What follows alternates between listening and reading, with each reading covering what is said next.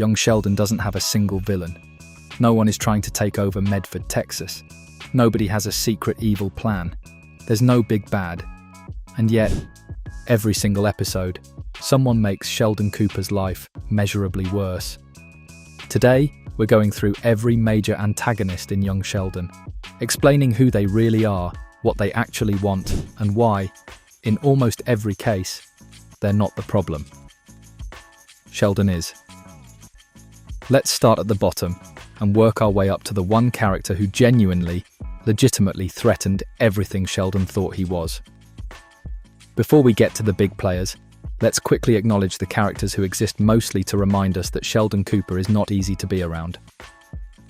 Veronica Duncan's ex-boyfriend and the rough kids at Medford High. These are the characters who shove Sheldon in hallways, mock him in the cafeteria, and make his daily school experience feel like a hostage negotiation. They don't get names, they barely get lines, but they serve a crucial function. They show us the cost of being Sheldon. Every genius in history has a version of these kids in their story. The people who can't understand you, so they decide to fear you. And fear in teenagers almost always turns into cruelty. These characters aren't developed because they don't need to be. They're not people to Sheldon. They're weather, an environmental condition he has to survive. And honestly, that's kind of devastating when you sit with it. But the further up this list we go, the more complicated it gets. Because the next character didn't just make Sheldon's life difficult, she made his mother's life difficult. And in the Cooper household, those are very different things. Principal Tom Peterson is the most sympathetic figure on this entire list. Here is a man, a reasonable, tired, fundamentally decent man, who went to school, got his education degree, probably dreamed of shaping young minds, and instead got assigned a 9-year-old college student who corrects his grammar, challenges his authority, and once almost certainly cost him a full night's sleep over a scheduling conflict involving train schedules and German philosophy. Petersen's entire arc in the show is the arc of a man trying to maintain dignity in an undignified situation. He doesn't dislike Sheldon. He can't dislike Sheldon. Sheldon is technically his greatest professional achievement. A child prodigy enrolled at East Texas Tech is the kind of thing you put in a brochure, but Sheldon also makes Petersen's job actively, measurably harder every single week. What makes Petersen work as an antagonist is that he represents institutional authority, the system that wasn't built for someone like Sheldon. And when a system encounters something it wasn't designed for, it either adapts or pushes back. Petersen mostly pushes back, not out of malice, out of self-preservation. The moment you start seeing him not as an obstacle, but as a guy just trying to get through his day, he becomes one of the funniest characters in the show. Wayne Wilkins is, in many ways, the most Texan character in a show set in Texas. He believes in football the way Mary Cooper believes in God, with a certainty that admits no counter-argument. Football builds character. Football creates men. Football is the organizing principle around which a small town's entire identity is built. And then there's George Cooper, whose son is a physics prodigy who will never, ever play football. Coach Wilkins doesn't have a problem with Sheldon specifically. He has a problem with what Sheldon represents. A family that doesn't prioritize the thing Wilkins has built his entire career around. His conflicts with George are really conflicts about values, about what matters in Medford, Texas in 1989. And here's the thing. Wilkins isn't wrong, exactly. Sports did matter in that world. Community identity did form around Friday night football. His worldview isn't ignorant, it's just narrow. He and George are more alike than either of them would admit. Both of them love their families. Both of them are trying to be good at their jobs. Both of them occasionally fail. The difference is George's job turned out to matter more to television history. Now, we've been talking about people who bump into the Coopers and create friction, but the next three characters, they're fixtures. They keep coming back, and each one gets under the family's skin in a very specific way. Dale Ballard is Meemaw's boyfriend, and he is, to put it charitably, a lot. He's a retired baseball player turned sporting goods store owner. He's stubborn, opinionated, not always kind, and almost constitutionally incapable of emotional vulnerability. He says the wrong thing constantly. He picks fights he doesn't need to pick. He makes Meemaw's life actively harder on a semi-regular basis. And yet, there's something the show does quietly but consistently with Dale. It shows us why he is the way he is. A failed baseball career, a divorce, a sense that life didn't quite deliver what it promised. Dale Ballard is a man who was taught that showing softness is the same as showing weakness, and he never unlearned it. His rough exterior is armor, and every so often, just often enough to keep you invested, the show lets that armor crack. He is not a villain. He is, in fact, almost a tragic figure, a man who genuinely loves Connie Tucker and genuinely doesn't know how to be with her without sabotaging it. The frustrating thing about Dale is that he has all the information he needs to be better. He just can't consistently access it. Sound like anyone else in this family? Dr. Linkletter might be the most underappreciated character in this entire show. He's the sarcastic, perpetually exasperated professor at East Texas Tech who clashes with Sheldon on a near-weekly basis. He speaks in withering one-liners. He treats Sheldon with barely concealed contempt. He is, in every conventional sense of the word, an antagonist. Except, and this is the part that makes Linkletter genuinely interesting, he is correct almost every single time. When Sheldon oversteps, Linkletter calls it. When Sheldon is rude, Linkletter names it. When Sheldon treats other people like supporting characters in his own story, which is always, Linkletter is the one who points out that this is not, in fact, how the world works. Linkletter doesn't hate Sheldon. He's a professor at a fairly modest university in East Texas, who has suddenly been saddled with teaching a 9-year-old who is smarter than him in his own subject. His ego cannot fully survive this situation intact. Of course, he pushes back. But what elevates Linkletter above a simple obstacle is that his pushback has content. It's not just authority resisting a child. It's a man who understands academia saying, "There are rules here, and even geniuses have to learn them." He's trying to teach Sheldon something that no one else in Sheldon's life is willing to teach him. He's just doing it with zero warmth whatsoever. We're about to get into the characters who don't just clash with Sheldon, they clash with the family, starting with one who does it in a robe, holding a Bible. Here is the great irony at the center of Pastor Jeff's character. Mary Cooper is the most religiously committed person in Medford, Texas, possibly in the entire state. She prays, she attends church, she volunteers, she evangelizes. She applies her faith to every single decision in her life, whether those decisions want it or not. And Pastor Jeff, the man who is literally paid to lead her congregation, spends a significant portion of the series judging her, condescending to her, and treating her relationship with God as somehow less valid than his own. Why does this work dramatically? Because Jeff represents institutionalized religion versus Mary's personal faith. Jeff has the title, the building, the authority. Mary has the conviction. And these two things are almost never the same.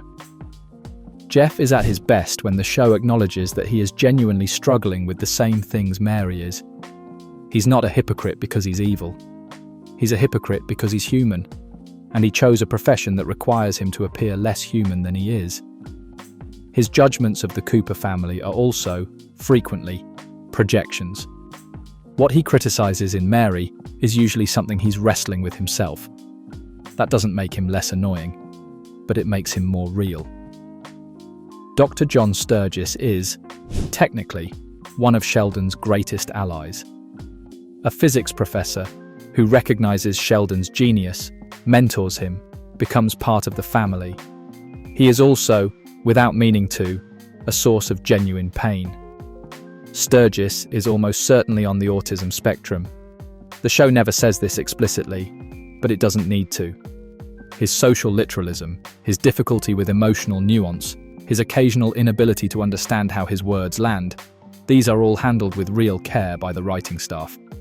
But handled with care doesn't mean without consequences.